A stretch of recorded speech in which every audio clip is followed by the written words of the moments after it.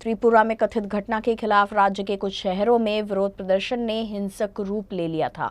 इस बीच बीजेपी के वरिष्ठ विधायक गोवर्धन शर्मा शनिवार को सड़कों पर उतर हिंसा को बढ़ावा देने की प्रवृत्ति का विरोध किया। इस दौरान बिना किसी अफवाह के शहर में सांप्रदायिक सौहार्द कायम करने की अपील की गई।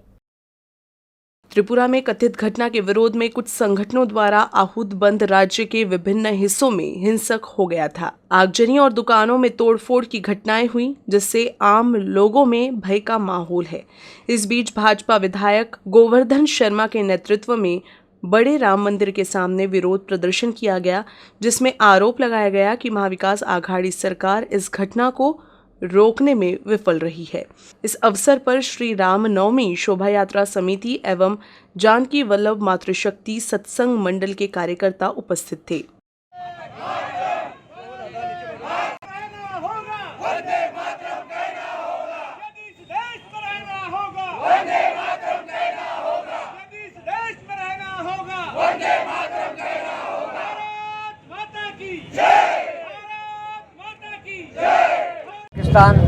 तिथे हिंदूचे घरं जाळण्यात आले, मंदिरे तोडण्यात आले, नवरात्रामध्ये मूर्त्या तोडण्यात आल्या, तेव्हा इथल्या लोकांनी काही निदर्शने केले नाही। आणि आज त्रिपुरामध्ये जी घटना झाली नाही त्याचं विवरण सगळं आलेलं आहे। म्हणून रामनवमी शोभायात्रामध्ये माध्यमातून जिथे नांदेडला, मालेगावला, परभणीला, पुसदला ज्या प्रकारच्या घटना घडल्या त्याच्या निषेधार्थ आम्ही ही रामनवमी शोभायात्रेचा निषेध करतो। आणि रामनवमी शोभायात्रा प्रत्येक हिंदुओं पाठीमागे त्यांना सहकार्य करण्याचं काम रामनवमी शोभायात्रा के माध्यम से हुई। त्रिपुरा की घटना को लेकर अल्पसंख्यक समुदायों ने शुक्रवार को राज्य के कुछ शहरों में रैलियां की थी। विरोध के हिंसक होने के बाद कुछ जगहों पर हिंसा भड़क गई। हालांकि फिलहाल सभी जिलों में शांति है। वहीं इस बीच सोशल मीडिया के माध्यम से सामाजिक सौहार्द बिगाड़ने वाले लोगों पर शिकंजा कसना शुरू कर दिया है। इनमें शेगांव शहर में 5 लोगों के खिलाफ एहतियाती कार्रवाई की गई थी। अमरावती और अन्य शहरों में हुई घटनाओं की पृष्ठभूमि में सोशल मीडिया पर नई अफवाहें फैलाई जा रही है। इस तरह की घटनाओं को रोकने के लिए पुलिस अब सख्त कदम उठा रही है। राज्य पुलिस ने स्पष्ट किया है कि व्हाट्सएप पर आपत्तिजनक पोस्ट करने के लिए अब ग्रुप के एडमिन पर मुकदमा चलाया जाएगा। तो अगर आप किसी व्हाट्सएप ग्रुप के एडमिन हैं तो आपको सेटिंग में जाकर संबंधित ग्रुप की सेटिंग में जाना होगा और आप सिर्फ उस ग्रुप को मैसेज कर सकते हैं। वहीं इस मामले में बुल्ढाना जिले की शेगांव पुलिस ने शिकंजा कसना शुरू कर दिया है। रविवार को पुलिस ने 5 लोगों के खिलाफ कार्रवाई की।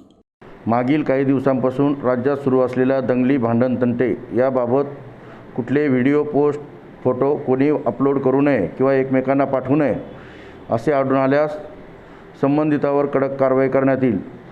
सर्व जनतेने, नागरिकांनी कोणत्याही अफवांवर विश्वास न ठेवता शांतता राखावी असे आम्ही आवाहन करीत आहोत। महाराष्ट्र के विविध शहरों में हुए दंगों की जांच पुलिस द्वारा किए जाने की मांग बहुजन वंचित आघाड़ी के अध्यक्ष प्रकाश आंबेडकर ने की है। रविवार को आंबेडकर अकोला में मौजूद थे। ओबीसी द्वारा आयोजित एक बैठक के बाद पत्रकारों से बात करते हुए प्रकाश आंबेडकर ने त्रिपुरा में घटनाओं के बाद के हालातों पर टिप्पणी की है। घटना बंद के दिन अमरावती, नांदेड़ में हुई हिंसा पर रोष जताया है। साथ ही उन्होंने पुलिस से घटना की जांच की मांग की है। बंदच्या दिवशी गडबड झाली आणि ती ही संध्याकाळची झाली। म्हणजे पूर्णपणे बंद यशस्वी झाला आणि यशस्वी झाल्यानंतर त्याच्यामध्ये असं घडलेलं आहे। पोलिसांना माझी विनंती राहणार आहे की संध्याकाळी ज्यांनी केलेलं आहे ते कोण आहे ते पहिल्यांदा त्यांनी शोधून काढा। दंगल व्हायची असते अशा पद्धतीने ती सकाळ दुपारची होते, संध्याकाळी ज्यावेळेस होते त्यावेळेस ती घडवलेली असते असं मी त्या ठिकाणी मानतो। संविधान में विश्वास रखने वाली पार्टी को अगली पीढ़ी की रक्षा के लिए सत्ता में होना चाहिए। संविधान और लोकतंत्र को कायम रखना चाहिए। शनिवार को हुई बैठक में प्रकाश आंबेडकर ने ये बात कही। शिवाजी महाराजांनी तलवार दिली, एक मान दिला, सन्मान दिला, एक शौर्य दिलं,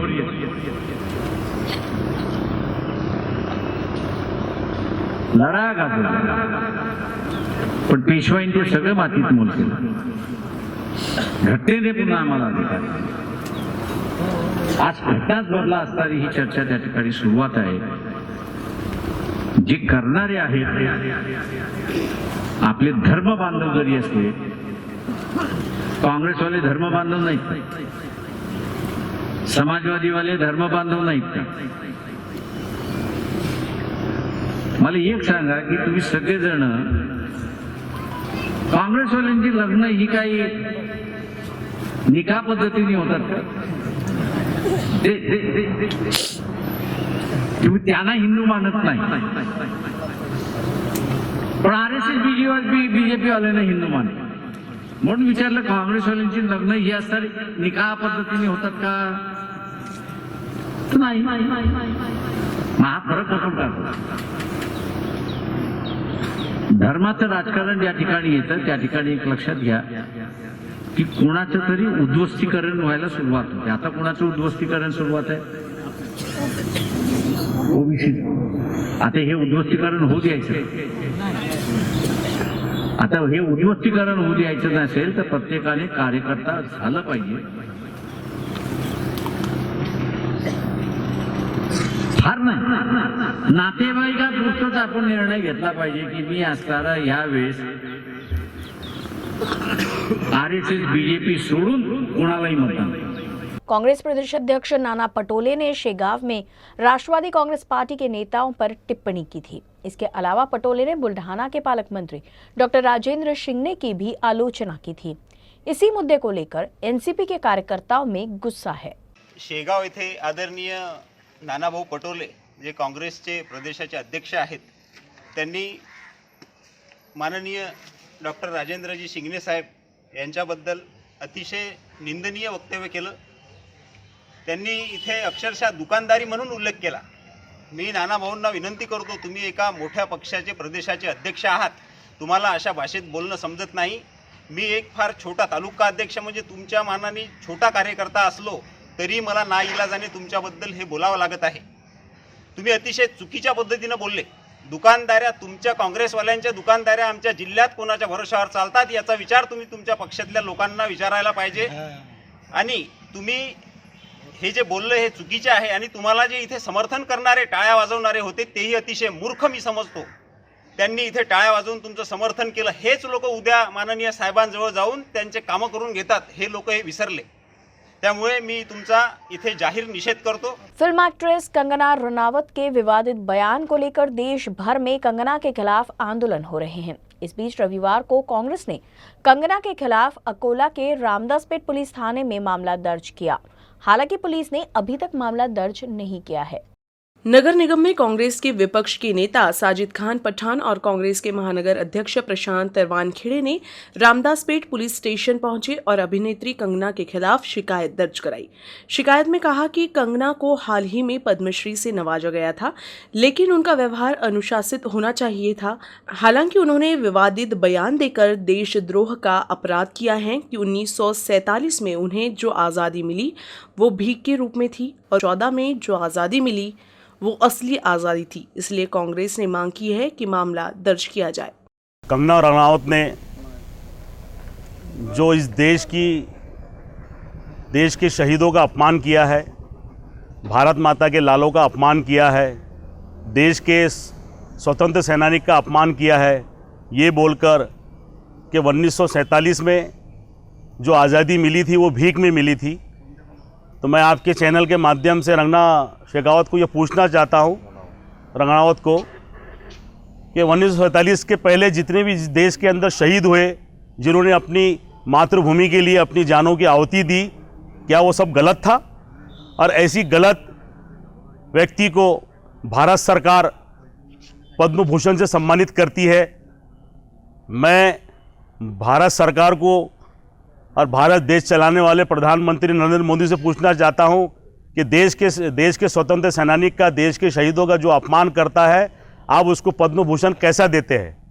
हमारी ये मांग है कि कंगना रनावत के ऊपर केस दायर हो ताकि दोबारा कोई शहीदों का, देश के स्वतंत्र सेनानी का अपमान ना कर सके और जो उसको पद्म भूषण दिया गया है भारत सरकार उससे वापस ले. अकोला खामगांव मार्ग पर व्याला गांव के पास डीजल टैंकर पलट गया, जिससे ट्रक में रखा डीजल सड़क पर बहने लगा. सूचना मिलते ही डीजल लूटने के लिए आसपास के लोगों की भीड़ जमा हो गई. अकोला खामगांव मार्ग पर व्याला गांव के पास डीजल टैंकर पलट गया। ये टैंकर अकोला से खामगांव जा रहा था। हालांकि इस बार लोगों का एक अलग रूप देखने को मिला।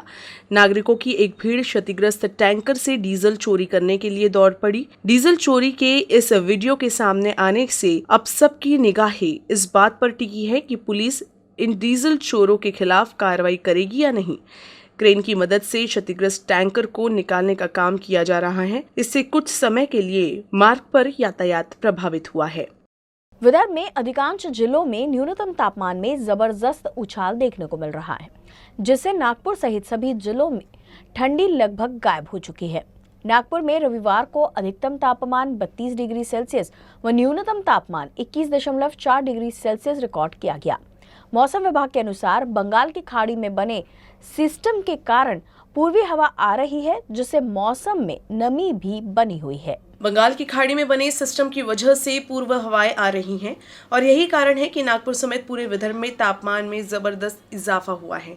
यही वजह है कि विदर्भ के सभी जिले में रविवार को भी सर्दी से राहत जारी रहेगी। पूर्व हवा चूंकि ठंडी नहीं होती, इसलिए तापमान में वृद्धि हुई है। नागपुर में पिछले 48 घंटे में पारे की जबरदस्त छलांग से ठंडी लगभग गायब हो गई है। अधिकतम तापमान 0.8 डिग्री और न्यूनतम तापमान 6 डिग्री सेल्सियस बढ़ा है। इससे शहरवासी शनिवार और रविवार को दिन भर उमस से परेशान रहे। रात को भी ठंडी का एहसास नहीं हुआ। मौसम विभाग ने बताया कि अवदाब आगे अरब सागर में जाने के बाद उत्तरी हवाएं आएंगी और सर्दी फिर से लौट आएंगी। सोमवार से हवा की दिशा बदलकर उत्तरीय हो जाएगी। इसी के साथ तापमान में गिरावट दर्ज होगी और सर्दी महसूस होने लगेगी। अमरावती शहर में हुई हिंसा को देखते हुए अकोला पुलिस प्रशासन ने सभी से सामाजिक शांति, कानून और व्यवस्था बनाए रखने की अपील की है। अकोला जिले में कहीं भी शांति व्यवस्था भंग न हो, सोशल मीडिया पर आ रही अफवाहों पर नागरिक विश्वास न करे, ऐसी अपील जिला पुलिस अधीक्षक जी श्रीधर ने की है। साथ ही कोई भी पोस्ट, सूचना जो सामाजिक दरार पैदा करे, उसे सोशल मीडिया पर पोस्ट नहीं किया जाना चाहिए। लोगों को समूह में इकट्ठा होने से बचना चाहिए। ध्यान रखना चाहिए कि भीड़ न हो। कोई अनहोनी की खबर मिलते ही तुरंत पुलिस को सूचित करे, ऐसा आह्वान भी पुलिस अधीक्षक द्वारा किया गया है। साथ ही किसी भी तरह की अफवाह, गलत सूचना को भी नहीं फैलाने की अपील की गई है। इसके अलावा अपने आह्वान में उन्होंने नागरिक किसी भी दुष्प्रचार में विश्वास न करे, प्रत्येक नागरिक को पुलिस प्रशासन का सहयोग करने की गुजारिश भी की गई है। जिला पुलिस अधीक्षक जी श्रीधर ने कहा कि अफवाह फैलाने और दरार पैदा करने वालों के खिलाफ कानूनी कार्रवाई की जाएगी। लास्ट 2-3 दिन से विशेष करके पश्चिम विदर्भ में कुछ लॉ एंड ऑर्डर का विषय चल रहा है। उसको लेकर अकोला पुलिस की तरफ से एक आह्वान है। फिलहाल अकोला डिस्ट्रिक्ट में कोई भी प्रकार का लॉ एंड ऑर्डर का घटना नहीं है। तो बिना कारण कोई सोशल मीडिया में, विशेषतः व्हाट्सएप, फेसबुक और इतर सोशल मीडिया में कोई चीज़ वायरल हुआ, उसके ऊपर बिलीव मत करिए। एंड सब समाज लोग हमको सहभाग कोऑपरेशन देना चाहिए और पुलिस को भी बंदोबस्त लगाया है। लेकिन प्रॉब्लम बार बार ये रूमर्स की वजह से, अफवाह की वजह से हो रही है। सो उसके ऊपर विश्वास मत रखिए। आपको कभी लग रहा है कुछ उधर कोई प्रॉब्लम है, नहीं तो कोई ज़बरदस्त दुकान वगैरह की वास्ता अपना बंद करने के लिए बोला, तत्काल डायल 112 को डायल करिए, नहीं तो वहाँ की लोकल पुलिस स्टेशन को इन्फॉर्म करिए। तुरंत आपको पुलिस मदद करेंगे।